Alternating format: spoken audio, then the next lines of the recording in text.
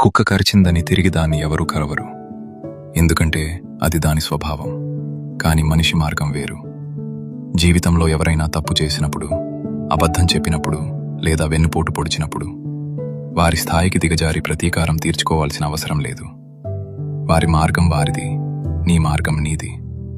మనం తిరిగి చేసే ప్రతి గాయానికి రేపు సృష్టికర్త ముందు మనం సమాధానం చెప్పుకోవాల్సి వస్తుంది. ఎదుటివారి తప్పు మనల్ని తప్పు చేసేలా ప్రేరేపించకూడదు. మరి మనల్ని బాధపెట్టిన వారి పరిస్థితి ఏంటి? ఆకాశమంత ఎత్తులో ఉన్నవారైనా, తాము ఎవరికీ లొంగము అనుకునే శక్తివంతులైనా ఒకరోజు మోకాళ్ల మీద వంగాల్సిందే. తాము చేసిన ప్రతి పనికి వారు సమాధానం చెప్పుకోవాల్సి ఉంటుంది. దీని నుంచి ఎవరూ తప్పించుకోలేరు. అది మనం ప్రతీకారం తీర్చుకున్నందుకు జరదు.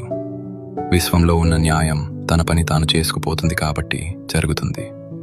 అందుకే వారు నిన్ను గాయపరిచినప్పుడు నువ్వు వారిలా మారకు. వారిని ఆ సృష్టికర్తకే వదిలే. నువ్వు నీ మార్గంలో స్వచ్ఛంగా సాగిపో. ఎందుకంటే నీ గౌరవం వారి క్షమాపణ కంటే చాలా విలువైనది. మరిన్ని డీప్ అండర్స్టాండింగ్ వీడియోల కోసం నా యూట్యూబ్ ఛానల్ని సబ్స్క్రైబ్ చేయండి.